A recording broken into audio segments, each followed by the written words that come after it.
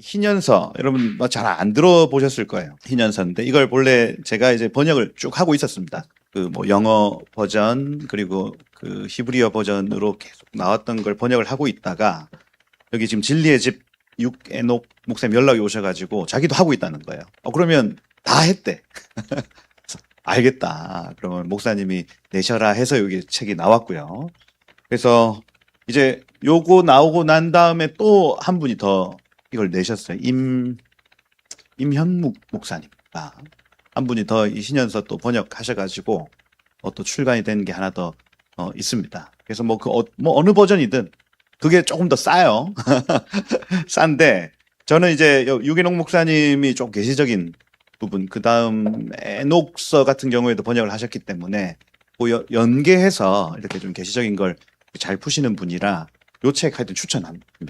드리고 그래서 오늘부터 내일까지 그리고 다음 달까지 요 책을 조금 꼼꼼하게 보는 시간 같이 이렇게 보냈으면 좋겠다. 그 전에 이제 오늘 뭐 오후 강의가 뭐 도대체 뭐냐 이거 뭔데 우리가 이거 봐야 되냐 요 얘기를 좀 시작하고 그래서 여러분들에게 좀 동기부여를 드린 다음 이걸 꼼꼼히 좀 바라봤으면 좋겠다 싶습니다.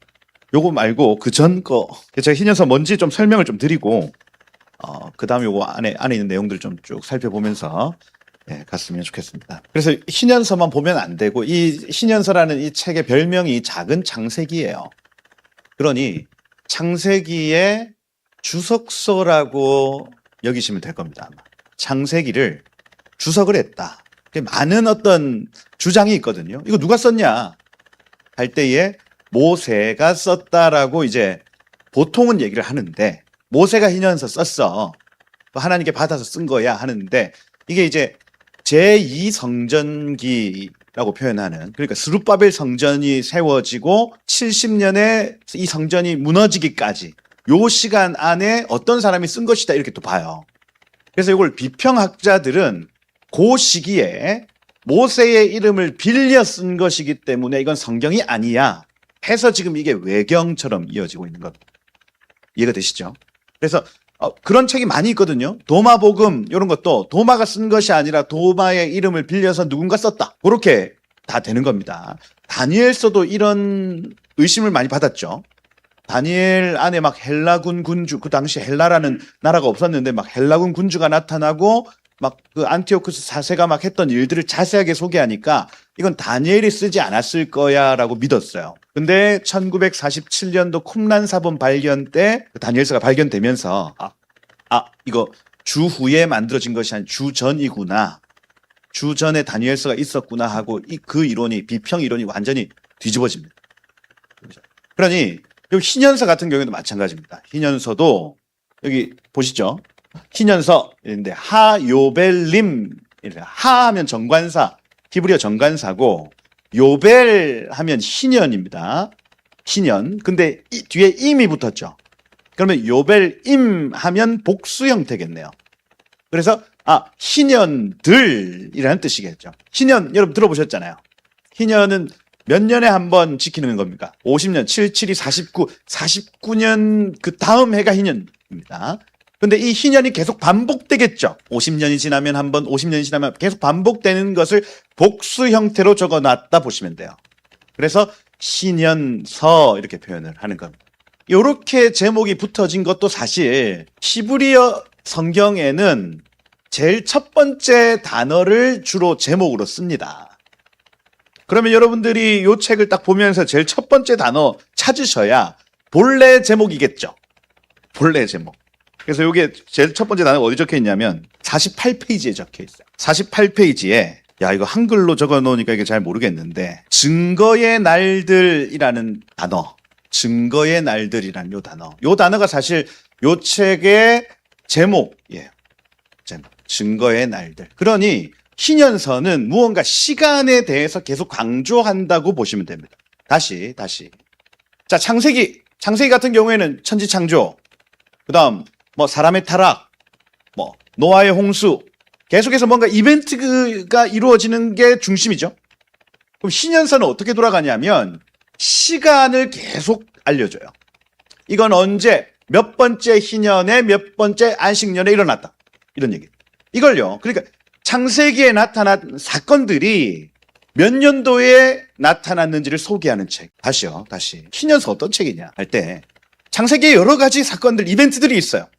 근데 희년서는 몇 번째 희년, 몇 번째 안식년, 그리고 몇 번째 해, 몇 번째 달, 몇 번째 날, 시간을 계속해서 알려줍니다. 요게 1947년 쿰란 사본 발견 이전까지는 희년서에 대해서 아무런 관심이 없었어요. 사람들이. 그런데 쿰란에서 이게 나와버렸어요. 희년서와 에녹서가 나와버렸어요. 그럼 무슨 얘기냐면 쿰란 공동체는 예수님 오시기 전 공동체거든요. 사독 계열의 이 제사장들이 이걸 계속해서 봤다는 얘기입니다. 제사장 그룹에서 이 책을 계속해서 봤고, 그리고 심지어 초대교회도 이 책에 영향을 받았다. 이거예요. 그런데 요게 이제 싸그리 없어진 겁니다. 흔적도 없이 없어졌어요. 그러다가 1947년도에 다시 나온 겁니다. 여러분 이게 우연이 아니라, 그리고 1948년 이스라엘 건국하거든요. 이스라엘이라는 나라가 나타나기 전에 먼저 이 이스라엘의 그 성경적 배경을 다시 회복시키는 것. 그리고 이스라엘이라는 이 나라가 세워지기 전에 이제 시간표, 하나님의 시간표가 있다는 것을 알려주기 위하여 에녹서가 툭 튀어나와요. 그래서 저도 신학교에 나왔습니다. 저 고려 신학대학원 나와서 거기에서 이런 얘기를 전혀 못 들었거든요. 왜냐하면 한국 장로교는 존 칼빈 배경입니다. 칼빈주의 이렇게 표현해요. 그럼 이게 여러분 1517년 루터 이후의 종교개혁의 그 신학이거든요. 그때는 이스라엘이라는 나라가 있어요, 없어요? 없습니다. 없어요. 그러니 대부분 교회는 이 이스라엘이라는 이 단어를 교회로 받아들였어요. 이걸 전문용어로 대체 신학 이렇게 표현하죠. 이스라엘은 교회야. 그리고 모든 이사야서에 나오는 이스라엘, 로마서에 나오는 이스라엘, 모든 이스라엘을 교회로 해석을 해버립니다. 근데 여러분 1948년 이후로부터는 해석이 달라져요. 왜냐하면 이스라엘이라는 나라가 다시 만들어졌습니다. 근데 한국 교회 안에 내지는 한국의 신학 주류 안에서는 아직 이걸 못 받아들이다가 지금 조금 분위기가 바뀌어요. 유대인들이 막 왔다 갔다 하죠. 이스라엘하고 막 수교를 맺고 막 관계가 일어나죠. 그러니 성경을 보는 목사님들도, 성경을 보는 교수님들도 이 이스라엘이 진짜 이스라엘일 수 있구나 하고 조금씩 눈을 열어요. 그래서 이게 한 채 5년 사이에 지금 2026년이면 한 2020년도 요때부터 성도들도 그렇고 목사님들도 그렇고 교수님들도 그렇고 이스라엘 하면서 조금씩 문을 엽니다. 다양한 설교들이 나타나기 시작해요. 종말론에 있어서, 기독론에 있어서 모든 어떤 교리 안에 이스라엘이 회복되어지는 것. 그럼 희년서가 거기에서 하는 역할이 무엇이냐 하면 앞으로 1948년 이후로부터는 희년의 흐름, 안식년의 흐름, 그리고 월삭의 흐름, 이런 어떤 시간의 흐름을 하나님이 사용하시겠다는 희년서가 우리에게 지금 주는 의미입니다. 다시. 여러분 지금 우리 지금 세상의 시간표가 있고 하나님의 시간표가 있는데 여태까지는 하나님이 주무시는 것처럼 뭔가 지금 하나님이 어떤 일을 행하실지를 우리 잘 모르고 살았다고요. 그런데 1948년 이 희년서의 발견 이후로부터 사람들이 희년은 언제지? 안식년은 언제지? 이번 월삭은 어떻지? 하고 조금씩 하나님이 시간표를 어떻게 운영하시는지를 관심하기 시작합니다. 7년 주기, 49년 주기, 이런 주기들을 따지기 시작합니다. 그리고 봄, 여름, 가을, 겨울 이런 어떤 절기들을 따지기 시작해요. 그 전통이 어디에 있냐 할 때 희년서에 있습니다. 희년서를 꼼꼼히 읽어보면 대부분 그 얘기예요. 대부분.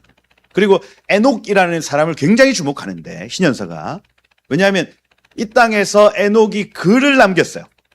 희년에 대하여, 안식년에 대하여, 월삭에 대하여 글로 증거를 남겼다 이렇게 되어 있습니다. 그리고 그 증거 때문에 많은 믿음의 사람들이 하나님의 시간표를 깨달았다고 기록하고 있죠. 근데 그게 감춰졌다가 이 20세기 중반에 다시 그게 나타나는 거예요. 그러고 지금 교회들이 깨어 하나님의 시간표에 대해서 조금씩 주목하기 시작해요. 일반 교회들이야 크리스마스 지키고 부활절 지키고 그렇게 하면 교회 행사 끝나잖아요. 왜? 추수감사절 지키고 특별 새벽기도 한번 하고 고난주간 특세 한번 하고 이게 교회력이라고 하는 게 그냥 돌아가도록 되어 있습니다. 이게 그러면 지난번 부활절 이번 부활절 뭐 비슷해요. 지난번 크리스마스 이번 크리스마스 비슷비슷합니다. 그러니 이게 계속 반복해서 이렇게 돌아가면 종교생활이죠. 종교생활 계속해서 똑같은 패턴이 계속 반복되는 거예요. 그렇게 해서 천국 가는 거예요. 그게 우리의 신앙생활이었습니다. 저도 마찬가지고. 그럼 어떻게 크리스마스 설교를 더 잘할까? 어떻게 부활절 설교를 더 잘할까? 고민하다가 막 끼워 맞춰 하고. 근데 신년서를 보기 시작하면 어떻게 되냐면 지금 이 달에 지금 이 계절에 하나님이 원하시는 일이 있는 것 같은데 하고 기도하기 시작합니다. 하나님 이 달은 어떤 의미예요? 하나님 이 달에는 하나님 어떤 걸 작정하셨죠? 에녹이 300년 동안 하나님과 동행했다라고 표현할 때 그 동행의 방법을 희년서가 기록하기를 하늘의 시간표를 바라보고 그것을 찾았다 이렇게 되어 있습니다. 그러니 매일 해야 될 일, 매주 해야 될 일, 이 샤밧이죠. 샤밧에 매일은 상번제 아닙니까? 상번제. 아침에 해 뜰 때 한번 해 질 때 한번 하나님의 얼굴을 구하는 거. 샤밧 가족들이 함께 모여 하나님의 얼굴을 구하는 것 매주 한 번.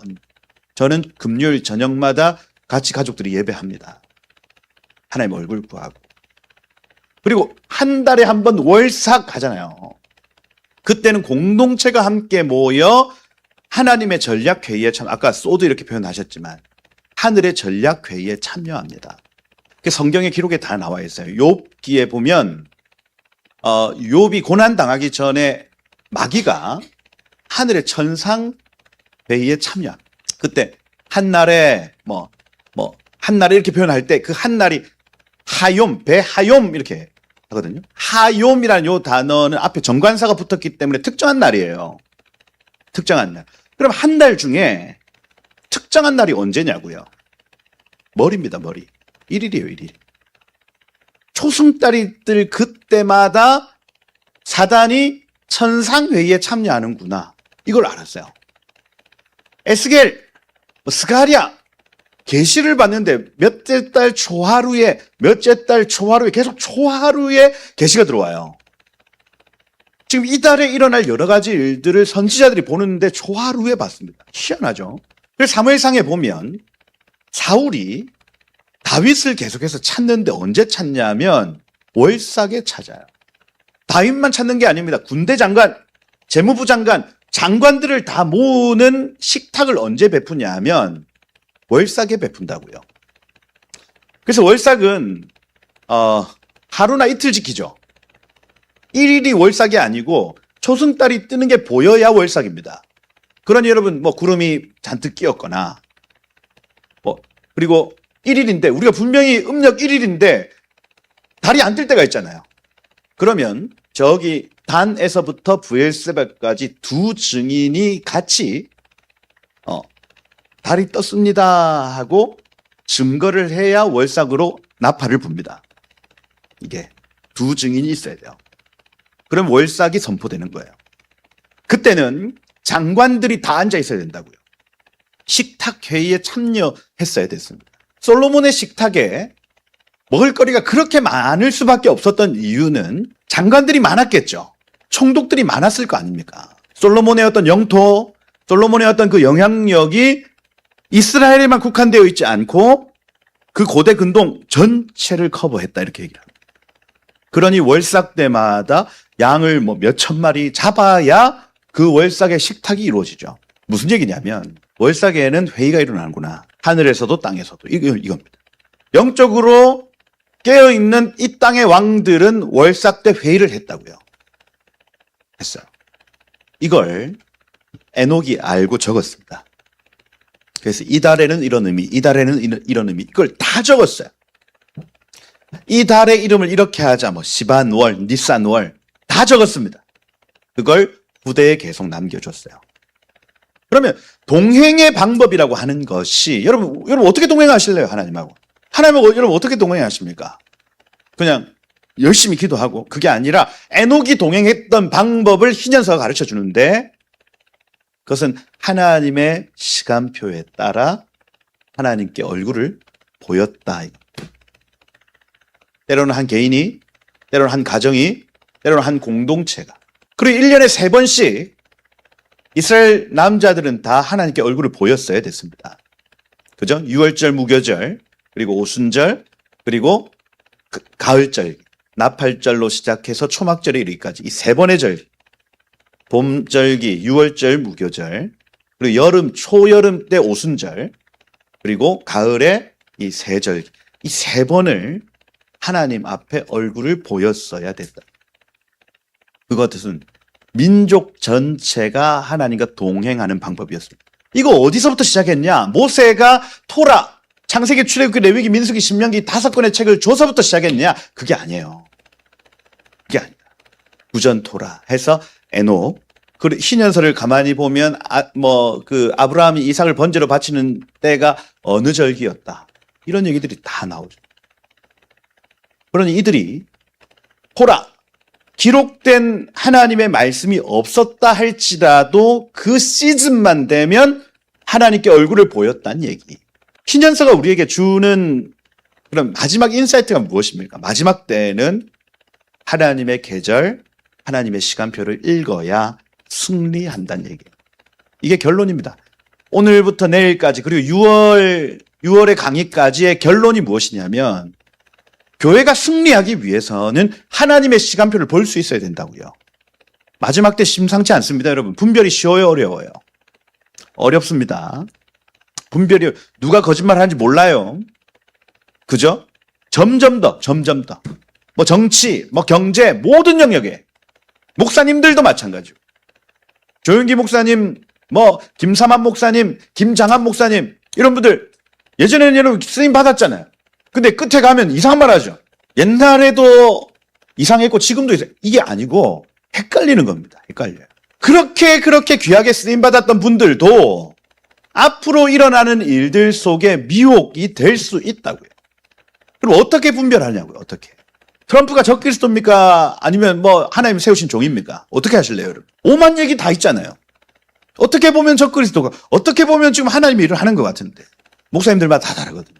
그리고 저도 트럼프 중보한다고 하니까 저한테 미혹 당했다 이렇게 합니다. 가능성이 있죠. 가능성이 있습니다, 여러분. 왜냐하면 이런 얘기 계속하면 안 되는. 왜냐하면 제3성전이라고 하는 부분 유대인들이 지금 죄를 넘길 곳이 필요해요. 왜냐하면 우리는 메시아 대신 예수께 죄를 넘기잖아요. 그래서 우리 죄사함 받습니다. 아멘. 2000년 전에 죽으신 예수님의 죽음이 곧 나의 죽음이 되는 겁니다. 이해되시죠?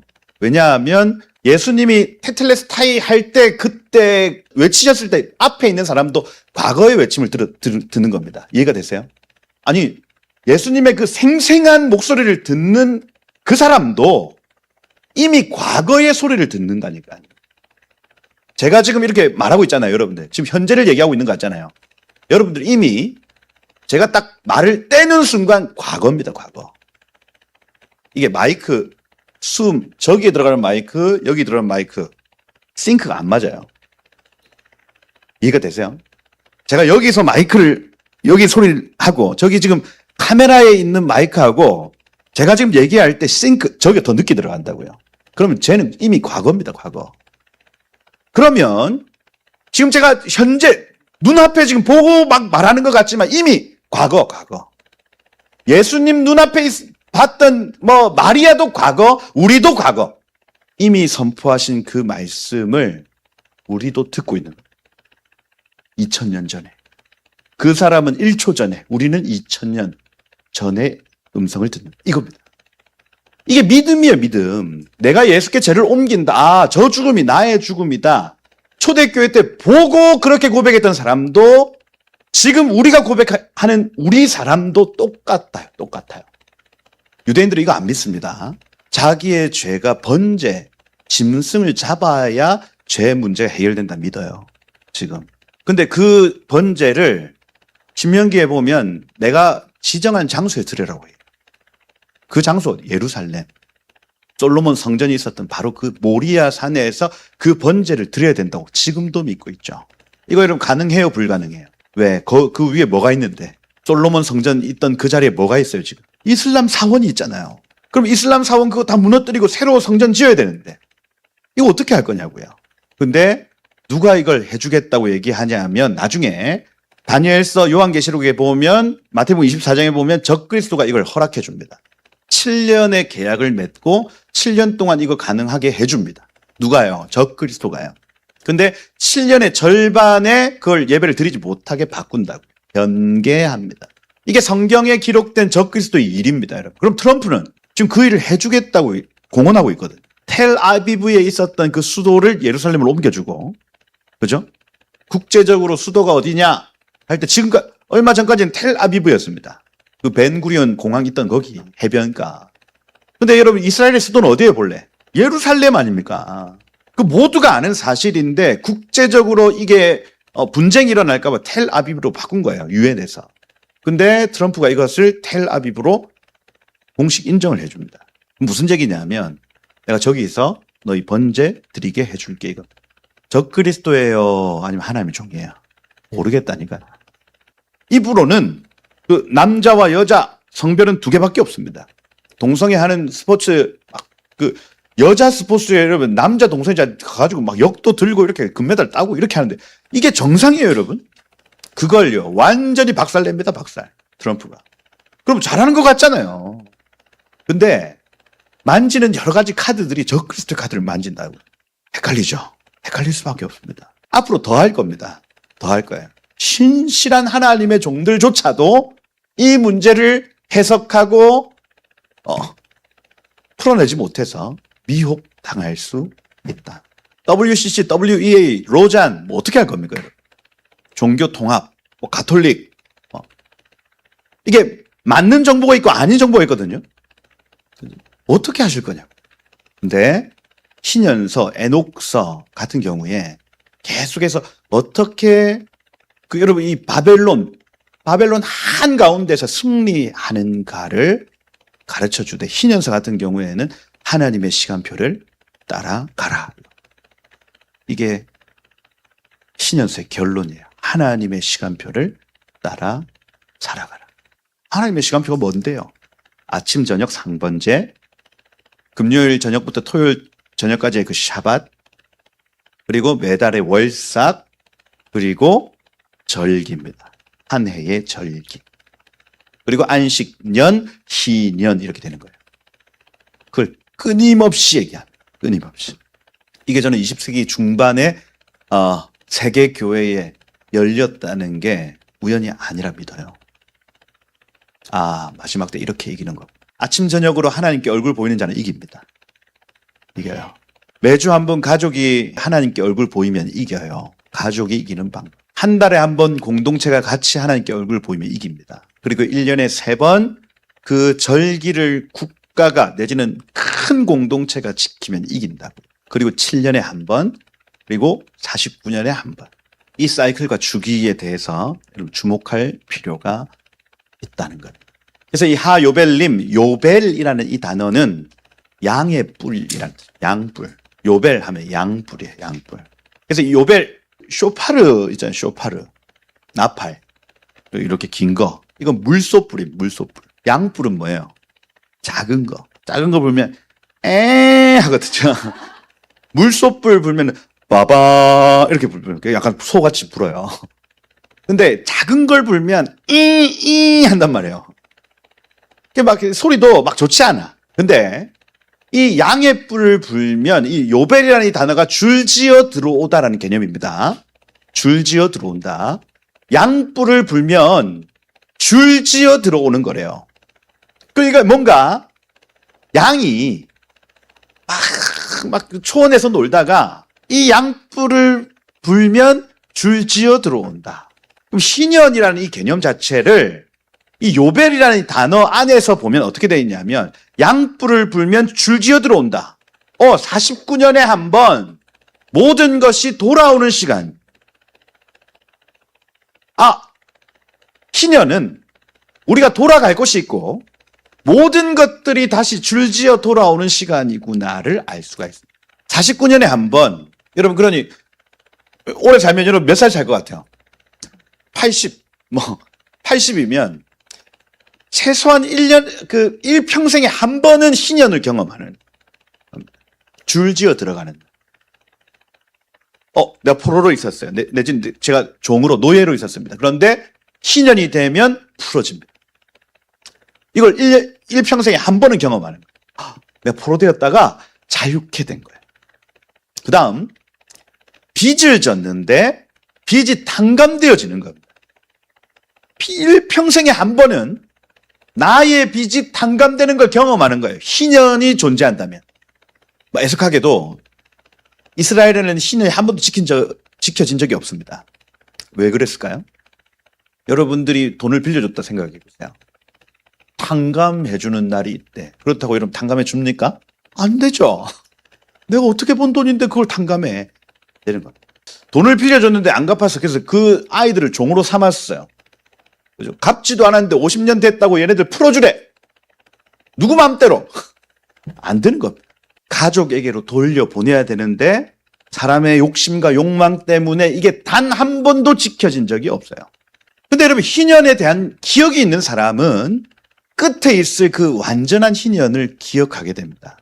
무슨 얘기냐면 모든 희년, 모든 안식년, 모든 샤밧은 장차 베푸실 예수님의 그 안식을 기념하는 거예요. 그래서 내가 누구한테 돈을 빌려줬어. 근데 그거 안 갚아도 됩니다. 할 때에 그 사람이 느끼는 감정은 예수께서 나중에 구름 타고 내려오셔서 모든 빚을 탕감해 주실 때의 감정하고 똑같다. 그걸 경험해 보는 시간. 이 희년. 50년에 한 번 이거 있었으면 좋겠죠? 그럼 다 끌어당겨가지고 막 대출 받아가지고 예수께서 오실 때 그러한 탕감, 그러한 자유, 그러한 기쁨이 있다는 것을 가르쳐 주는 것입니다. 여러분 삶에 희년이 있기를 축복합니다. 그러면 왜 희년서에서 희년을 계속 기다렸을까요? 이것은 믿음입니다. 믿음. 에녹이 왜 희년을 기다렸을까요? 왜 아브라함이 안식년을 기다렸을까요? 그것은 그 해에 하나님께서 이 땅 가운데 오셔서 나에게 그 은혜를 베풀 것이라는 기대, 그 믿음 때문이었습니다. 그래서 7년에 한 번을 기다리는 거예요. 하나님이 지금 나의 삶에 이런 은혜를 베푸실 거예요. 실제로 그분이 메시아가 오셔서 그 은혜를 베풀 거라고 믿었다고요. 매 안식년에, 매 희년에. 그러니 늘 그 기대감으로 살았다는 얘기가 희년서입니다. 우리도 마찬가지예요. 우리도 이 땅에 살면서 여러분 기대감이 있습니까?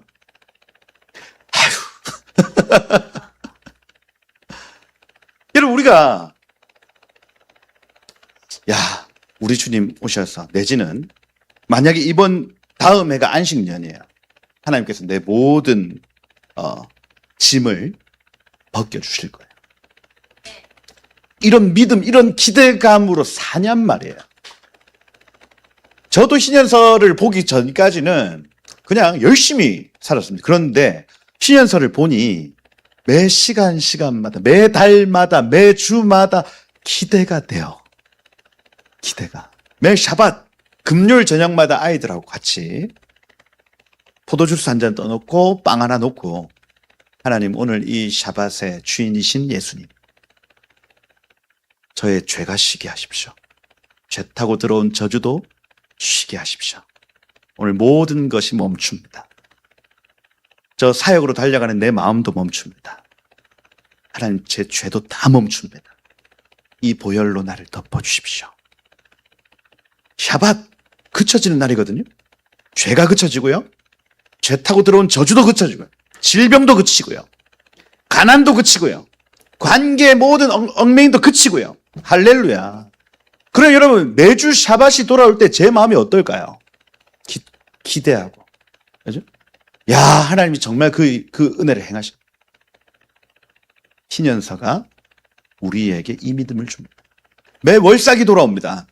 이번 달은 하나님 어떤 은혜를 베푸실까? 야, 이 달의 의미, 영적인 의미가 무엇일까? 찾아봐야지. 찾아보는 거. 야, 이런 은혜가 있구나.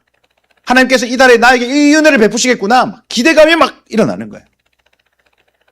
지나간 달은 지나간 것은 지나가고 새로운 또 달이 시작될 때에 나의 어떤 쓴뿌리, 나의 어떤 죄성 다 지나가고 또 새로운 한 달이 올 때 기대감이 나타나요. 하나님, 나는 새 것 되었습니다. 나는 새 삶을 살 것입니다. 지난달에 잘했어. 제가 막 하나님 앞에 잘했어요. 근데 그 면류관도 하나님께 갖다 던져버리고 교만할 여지 어디 있어요, 여러분? 다 지나가. 내 면류관도 주님의 것, 나의 부족함도 주님께로 넘기고 새로운 달로 들어가는 기대, 믿음, 신현서에 기록되어 있습니다. 그걸 꼭 기억하셔야 됩니다. 제가 꼼꼼하게 이 책을 읽기 이전에 시간에 대한 얘기구나. 신현서는 시간에 대한 얘기구나. 여기 증거의 날들이라는 이게 매일매일, 매주, 매달, 매해 하나님께서 베푸실 작정한 은혜가 있구나. 그 개념을 딱 인지하고 신현서를 보면 보입니다. 여기 적혀 있잖아요. 창세기의 내용을 희년 및 안식년 주기로 설명한다. 그래서 이게 언제 일어났을까? 이때 그 이삭의 나이가 몇 살이었을까? 이런 게 나오죠. 그러니 이삭이 모리아산에서 번제를 바칠 때 나이가 36세, 38세입니다. 그러면 애기 이삭이 아니라고. 아버지, 번제할 어린 양은 어디 있나요? 아버지 하는 거예요. 할배, 100살 넘으신 할배가 자꾸 36, 8이 그거 막을 수 있어 없어요? 탁 잡고 뭐 하시는 겁니까, 선생님? 할 수 있거든요. 그러니 이삭의 어떤 순종이라 함은 그냥 아버지 이런 순종이 아니라 믿음이에요, 믿음. 뭔가 이 산에서 하나님이 하실 일이 있구나에 대한 믿음. 모리아산에서 장차 오실 메시아가 죽으시겠구나에 대한 믿음. 아브라함의 믿음, 이삭의 믿음이 동일했어요. 그러니까 가만히 있는 거예요. 그래서 희년 안식년 주기로 설명하기 때문에 어떤 이벤트가 몇째 달에 일어났는가, 무슨 월삭에 일어났는가, 이런 어떤 날짜들이 다 나타납니다. 이걸 누가 지었다. 물론 그랬을 수 있죠. 그런데 그 지을 때 그 디테일이 몇째 달, 몇 년 이걸 맞추기 위해서는 여러분 이게 어마어마한 연구가 필요해요, 사실. 누군가. 하나님 수학자시죠. 이 하나님의 수학을 공부하는 사람들 서기관이라고 얘기를 합니다. 세페르 이렇게 표현하는데 세페르 하면 서기관, 숫자를 세는 사람들이에요. 그래서 하나님 막 666, 지혜로운 자는 그 수를 세어보라 이렇게 얘기를 할 때 그 천국의 서기관들이 그 숫자를 체크하죠. 우리 같은 사람들은 잘 못합니다, 사실. 일반적으로 저도 이 게마트리아나 이런 어떤 그 수비학에 대해서는 모르겠더라고요. 숫자를 잘 모르겠어요. 근데 이 유대인들이 수를 맞춥니다. 수를. 어떻게 맞출까 할 때에 제가 유대인의 교육법 이런 것들 공부 많이 해보면 이 사람들의 하브루타에서는 우리의 토론이 아니더라고요. 자기 생각 얘기하는 시간이 아닙니다. 하브루타는. 딱 책을 앞에 두고 우리 조상 누구가 랍비 누구가 이렇게 얘기를 했다. 그 다음 아브라함이 이렇게 얘기를 했다 해서 조상들의 얘기를 하더라고요. 자기 생각 얘기하는 시간이 아닙니다. 한국의 하브루타 교육은 완전 틀렸어요. 지금 막 적용하는 게 네 생각을 한번 얘기해봐. 네 경험을 한번 얘기해봐. 틀렸더라고요. 진리를 앞에 딱 두고 내지는 선배들, 내지는 아비들의 책을 딱 두고 얘기합니다. 그거 아니면 권위가 없다 생각을 해요. 그러니 여러분 학문이 발달할 수밖에 없습니다. 무슨 얘기냐면 만약에 희년서를 누군가 편집을 했다 하더라도 계속해서 그 전에 있었던 책들을 가지고 편집을 했을 거란 말입니다. 자기의 어떤 그 망상이나 자기의 어떤 막 경험이 이게 아니라 우리 윗세대의 어떤 책에 보니 이랬다. 어떤 구전 토라에 보면 이랬다. 이걸요 쭉쭉쭉쭉쭉쭉쭉쭉 해서 정리해 놓은 책이 희년서예요. 이거 무시할 수가 없는 겁니다. 없어요. 그 얘기를 사실은 이 책에서 유계농 목사님이 앞에 어마어마하게 해놨어요. 왜? 하도 공격하니까. 희년서, 에녹서 이거는 가짜야 해가지고 막 얼마나 공격을 받는지 그 에녹 목사님 살 많이 빠졌을 겁니다. 뭐 제2성전기의 학자들이 적은 거지 뭐 무슨 에녹서를 에녹이 적어 이렇게 얘기를 한단 말이에요. 그 억울해서 요 앞에 서문부터 시작해가지고 한 몇 페이지예요 이게? 한 40페이지. 40페이지 넘게 그 얘기 하는 거예요. 아니 이 책은 구전으로 내려왔던 거를 다 기록한 사람들의 그 모든 자료들을 분석하여 나온 책이다. 이게 설령 모세가 기록하지 않았다 할지라도 존 칼빈의 주석보다 권위 있는 책. 왜냐하면 오래됐습니다. 훨씬 더 그 원전 성경에 다 있습니다. 마틴 루터보다 성 어거스틴보다 훨씬 더 오래 전에 성경의 학자들이 주석을 해놓은 거라고. 자기 생각 아닙니다. 그 윗세대의 연구를 바탕으로 적어놓은 것. 특별히 시간에 관하여. 이렇게 됩니다. 가치가 있죠? 가치가 있습니다. 여기 보시면 1773년도 제임스 브루스라는 학자가 이디오피아에서 막 이 당시에는 막 무슨 인디아나 존스 해가지고 막 찾아다니잖아요. 그게 다 돈 됐거든. 갔더니 이디오피아 정교회 그러니까 스바 여왕 있잖아요. 스바 여왕.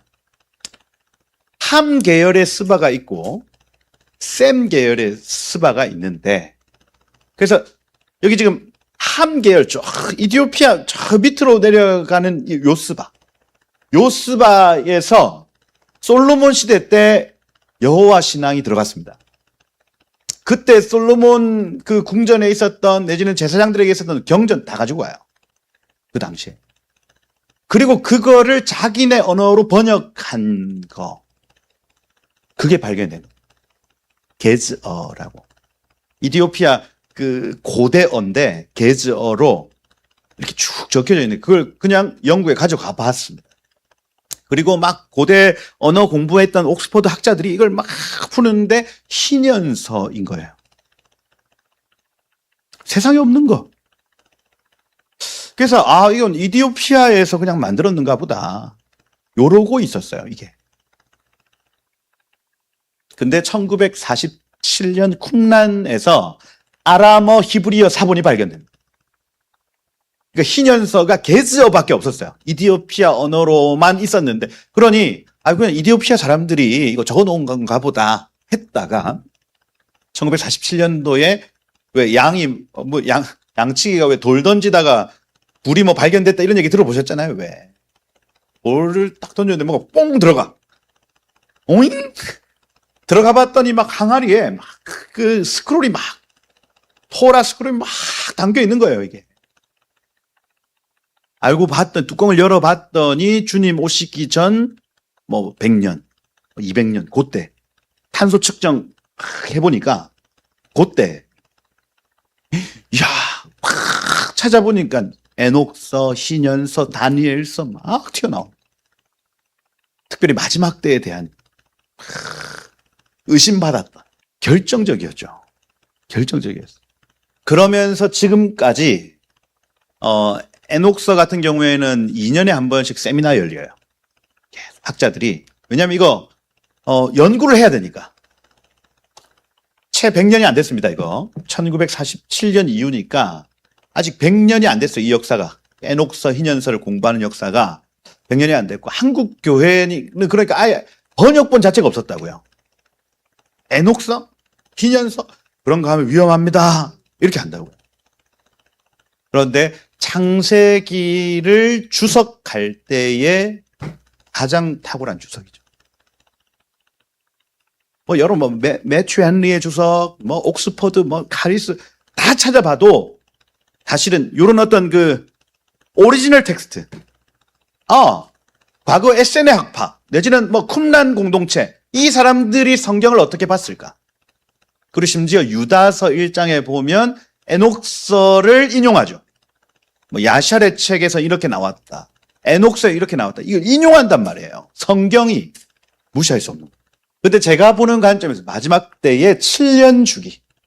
그러니까 안식년이 계속해서 반복되는 이 7년 주기를 집중해서 봐야 돼요. 그러니 코로나19 2022년도 그때부터 또 7년, 2029년까지 요때 계속해서 어떤 그 7년 주기가 있습니다. 안식년 주기가 있는데 그때마다 테마가 달라져요. 앞으로 더 할 겁니다. 계속해서 무언가 테마가 쓱 바뀝니다. 그래서 코로나 딱 종료되는 시점부터 안식년이 딱 끝났거든요. 그러고 2029년까지 그 어떤 테마가 있습니다. 7년. 그리고 그 다음 7년. 그리고 요한계시록에 나타나는 환란도 7년 대 환란 이렇게. 계속해서 마지막 때 어떤 그 7년 주기로 이루어질 여러 가지 일들이 있다는 거야. 그걸 희년서 가르쳐줘요. 자, 그거를 카이로스와 크로노스와 카이로스라고 얘기를 하는데, 크로노스는 흘러가는 시간입니다. 만약에 7년 딱 시작됐어요. 이때가 카이로스거든요. 이때 하나님의 뜻을 발견하면 7년 동안 그 말씀을 붙잡고 가는 겁니다. 그리고 안식년 딱 됐을 때 또 하나님이 말씀하시죠. 그때 하나님께 집중해야 되거든요. 집중해서 하나님 하시는 말씀을 딱 들으면 그 다음 7년을 살 수 있습니다. 그게 안식년의 의미예요. 안식년.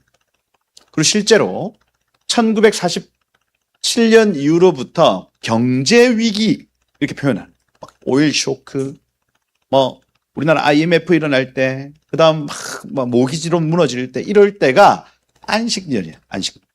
유대력으로 안식. 이때는 모든 재정 상황이 뒤집어진 안식년. 싹 제로가 되게 만들거나 뭔가 재편되게 만들거나 바뀌어요. 그러니 지금 안식년이 어떻게 돌아가는지를 보는 것이 앞으로 우리의 어떤 그 경제의 영역, 영적인 영역 연결돼 있다. 그리고 2028년 9월부터 2029년 9월까지가 안식년. 다가오. 얼마 안 남았죠. 그때 재편된다고. 경제, 뭐 정치 모든 것들이 쫙 바뀝니다. 그리고 영적인 게 먼저 바뀌니까 이게 바뀌는 거예요. 그 다음 희년서에는 에덴 동산의 위치 이런 것들 막 나옵니다. 에덴 동산이 어디냐. 그 무슨 얘기냐면 여러분 우리는 에덴에서 쫓겨나서 에덴으로 돌아가는 게 우리 신앙생활입니다. 우리 사람. 그러면 에덴 동산이 어디냐를 우리가 이해하면 우리가 돌아가야 될 끝점이 있다. 내지는 우리의 복음이 들어가야 될 끝점이 있다는 걸 이해하는. 그 어디겠어요, 여러분? 예루살렘입니다. 예루살렘. 에덴이라는 지역이 있고 거기에 한 동산이 있다 이렇게 표현해요. 언덕이 있다. 하간해서 정원이 있다 이렇게 표현합니다. 그래서 에덴은 12,000 스타디온 이렇게 표현하는 그런 2,300km, 2,300km 해서 고대 근동에 지금의 이란, 이라크 지역까지 포함하는 어떤 애굽 하수에서부터 큰 강 유브라데 이르기까지 그러니까 그 전체 2,300km를 정사각형하면 에덴입니다. 에덴. 막 지금 막 석유 많이 나는데 에덴이고 거기에 한 동산 이렇게 표현해요. 예루살렘. 복음이 땅끝, 구속사의 끝점까지 가야 한다는 걸 가르쳐줘요.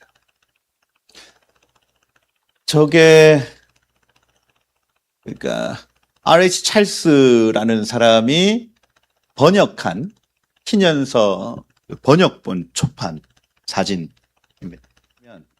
에녹서 같은 경우는 총 108장이에요. 108장. 근데 여기에는 에녹이 적었다 하고요. 무드셀라와 노아에게 전달한 말들. 우리가 그 창세기를 가만히 보면 노아 시대에 에녹이 있었냐, 무드셀라 시대에 에녹이 있었냐, 이게 헷갈려요.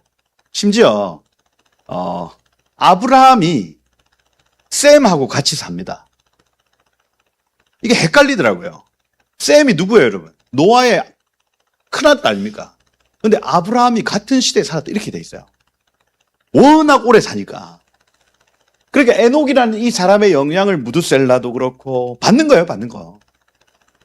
전달한 말들을 구약의 족장들 아브라함과 이삭과 야곱이 그걸 보존했고 요셉까지. 그러다가 이게 잊혀졌어요. 근데 모세에게 이걸 다시 가르쳐줬다 이렇게 얘기합니다. 레위인들이 보존하고 레위인들 중에 사독 계열의 제사장들이 이걸 가지고 있다가 이제 그 제사장 싸움에서 밀렸어요. 그래서 이 사람들이 이제 공동체를 만들어서 에세네파 이렇게 만들어서 그걸 유지하고 있던 게 발견된 겁니다. 그래서 2001년부터 본격적으로 연구를 시작을 해서 여기 지금 에세네파 쿰란 공동체의 근원은 사독 운동이 아닌 에녹 운동이다 이렇게 적어놨죠. 그러니 이거 뭐 이스라엘 역사를 신구약 중간기를 가만히 보면 마카비 시대 이후에 대제사장적인 어떤 패권에서 사독 계열이 빠집니다. 빠져요. 그래서 수도원 영성으로 들어가 버립니다. 우리가 이 신앙을 지키기 위해서 산으로 올라간다. 가는 거예요. 그러면 사독이 중심이 아니라 에녹의 영성. 우리는 하나님의 때를 분별하고 하나님과 동행하겠다 하고 올라간 거예요. 워낙 헬라화되니까 올라가. 그러니 사독 운동이 아니라 에녹 운동이다 이렇게 표현을 한 겁니다. 그래서 에녹서도 지금 저렇게 하여튼 옥스퍼드에 한번 가봐야 되겠죠. 저런 거 보려면 가봐야 된다. 그 다음 사진 한번 보시면 이건 에녹서 내용인데 이것도 잠시 설명을 드릴게요. 에녹서는 가장 핵심이 하나님의 아들들, 그러니까 이 천사들의 타락. 우리가 그 창세기 6장에 나올 때 하나님의 아들들이 사람의 딸들과 섞였다 이렇게 표현할 때에 대부분, 그러니까 어거스틴 이후로부터 이제 서방 신학 같은 경우에는 이 하나님의 아들들을 성도들 중에 남자들로 봅니다. 성도들 중에 남자들이 세상 여자들과 결혼해서 네피림을 낳았다 이렇게 돼 있어요. 그렇게 보통 해석한다고요. 근데 에녹서 희년서 같은 경우에는 이 하나님의 아들들을 누구로 보냐면 천사로 봅니다. 천사. 우리 이해가 안 되잖아요. 천사하고 어떻게 사람하고 성관계를 해서 사람을 아이를 낳아 이렇게 하거든요. 근데 이제 이거를 이제 설명을 할 때에 성경에서 이 베니 엘로힘 할 때 베니라는 요 단어가 아들이란 뜻이고 엘로힘 하면 하나님입니다. 베니 엘로힘 하면은 사람들 중에 성도들 뜻해요. 베니 엘로힘. 근데 베니 하 엘로힘 앞에 정관사가 붙으면 천사로 봅니다. 욥기에서 이제 하나님의 아들들이 그 사람 앞에 섰다 할 때 베니 하 엘로힘 그렇게 천사들의 회의에 참여한 걸로 봐요. 뭐 스가랴서도 마찬가지고.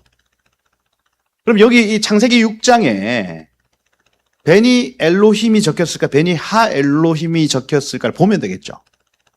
근데 거기에는 뭐라 적혀 있냐면 베니 하 엘로힘 적혀 있습니다. 그러니 저는 이걸 설명을 할 때 이제 그 히브리어가 천사라고 표현을 해놨다. 우리가 인간적으로는 이해가 안 되는데 히브리어가 지금 그렇게 적어놨다. 그래서 논리, 이성, 사고로는 이해는 안 된다. 하지만 에녹서의 증거, 희년서의 증거, 성경의 증거가 천사가 와서 여인과 관계하여 낳은 아이들이 네피림 이렇게 적어놨어요. 이해가 안 돼요. 근데 또 어떤 분은 그러니까 예수님이 탄생할 때도 성령으로 잉태하여 이렇게 표현을 하는 거예요. 성령으로 잉태하여 예수께서 나왔다. 육체의 몸을 입고 나오신 거거든요. 그러니까 이게 그러면 예수님은 어떻게 나신 거예요? 이해가 안 되잖아요. 성령이 오셔서 마리아에게 아이를 갖다 준 건지 모르겠는 거. 그러니까 논리 이성 사고로 우리가 이해할 수 없는 영역이 있는 것. 성령으로 잉태하여 동정녀 마리아에게 나시고 우리 신앙 고백은 하잖아. 그런데 이 마귀가 이 나쁜 천사들이 여인과 잉태하여 아이들을 낳았네. 이거 이해가 안 되니까 우리 못 받아들여. 그래서 저는 이거를 그냥 우리의 무지의 영역으로 둬요. 아, 우리 이해는 안 되지만 이런 영역이 있을 수 있다 하고 둬야 되는 거지. 이걸 갖다가 막 논리 이성 사고로 막 때려버리면 안 됩니다. 우리가 모르는, 여러분 영적인 세계 우리 모르는 게 거의 90% 아니에요. 그러죠? 한 2% 하는 것 같아요. 그러니까 우리가 모르는 하나님의 영역이 너무너무 많은 것. 그래 에녹서가 공격받는 대부분의 이유가 여기에 있습니다. 천사하고 어떻게 여자하고 관계를 해서 아이를 낳아? 이렇게 합니다. 근데 이 얘기가, 이 에녹서가 왜 마지막 때 열리겠냐고요, 여러분. 이거는 인사이트를 주는 겁니다. 마지막 때에 사람 아닌 천사와 사람이 섞여서 천사도 아닌 사람도 아닌 것이 나왔다. 이 얘기가 네피림이에요. 근데 이 네피림들이 하는 일은 하나님의 형상을 죽이는 거래요. 그게 니므롯 이렇게 표현하는 님마라트, 높은 자를 대적하는 자 일어나는데 여호와 앞에 용감한 사냥꾼 적혀 있잖아요. 여호와 앞에라는 단어가 파님이라는 단어, 얼굴입니다. 얼굴. 여호와의 얼굴을 사냥하는 사냥꾼이에요. 니므롯이. 구스에서 태어났습니다. 그러니까 이디오피아에서 태어나서 저기 바벨론까지, 그리고 지금으로 치면 이디오피아, 소말리아에서 이집트 넘어서 이스라엘 넘어서 이란, 이라크 지역까지 가면서 하나님의 얼굴이 있으면 다 죽이는 겁니다. 그게 하이브리드 인간들이 하는 짓이에요. 마지막 때에 에녹서가 주는 메시지가 있다는 얘기. 이게 지금 최대 관건입니다. 이게. 그래서 그 유에녹 목사님 에녹서 뒷부분 어려워요. 뭐 어렵더라고. 나도 보는데. 근데 뒷부분에 가면 막 무슨 뭐 천년 왕국 뭐 막 없는 게 없어. 뭐 지금 일어나는 일들이 거기에 막 다 적혀 있는 것 같아요. 이렇게 홍보해 주면 나한테 뭐 떨어지는 게 있어야 되는데 한번 구입해서 보세요. 저도 어렵지만 가끔씩 참고를 합니다. 지금 이때 지금 일어나는 일들과 에녹이 기록했던 것들 안에서 무엇이 매칭되는가를 계속 살펴요. 국제 정세가 막 돌아갑니다. 그런데 그 안에 에녹서 안에 어떤 힌트들이 있습니다. 보셔야 돼요. 그래서 그 안에 그 에녹서 안에 적어놓은 그 단어들입니다. 하이브리드 인간. 희한하잖아요. 하이브리드 인간. 이게 어떤 구조일까? 사람인데 사람이 아니야. 근데 마지막 때가 되면 너희가 말세에 이르러 자기를 사랑하고 돈 사랑하고, 무슨 얘기입니까? 인간답지 않은 사람들이 나타난다는 얘기. 그죠? 하이브리드 인간이 여러분 어떻게 나타날까요? 동탄에 갔어. 동탄에 아파트에 인사를 안 해요. 엘리베이터 타가지고 안녕하세요 하면 사람이 인사를 하는데 받아줘야 될 거 아니에요. 근데 인사를 이렇게 하는데도 로봇인가? 우리 집만 인사해요. 우리 애들, 제 아내, 저만 인사. 뭔가 삭막해. 표정. 길거리 계속 담배 태우고 계시고.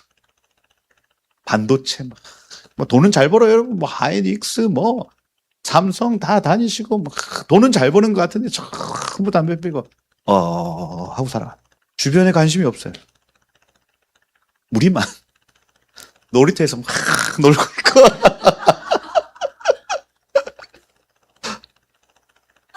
뭐 관심이 없어요, 관심이. 제가 보면서 와, 이 마지막 때 사람들이 말이 통하지 않겠구나. 파리바게트 갔어요. 아르바이트 특유의 그 말투가 있잖아요. 어서 오세요. 이거 계산하실 겁니까? 감정이 하나도 느껴지지 않아요. 뭔가 웰컴도 없고요. 이게 하이브리드 인간일까? 근데 점점 인공지능을 우리가 생각 안 하고 살죠. 요즘에는 이제 그 대표 기도문도 다 작성해 주더라고요. 근데 기가 막힙니다. 기가 막혀. 결혼식 기도해야 되는데 좀 쳐줘. 한번 쳐봤어요. 제가 작성한 거하고 얘가 작성한 거 이게 비교가 안 돼. 촥 나오는데 은혜가 돼요. 막 눈물 나. 와, 너무 쉬워졌다 이거.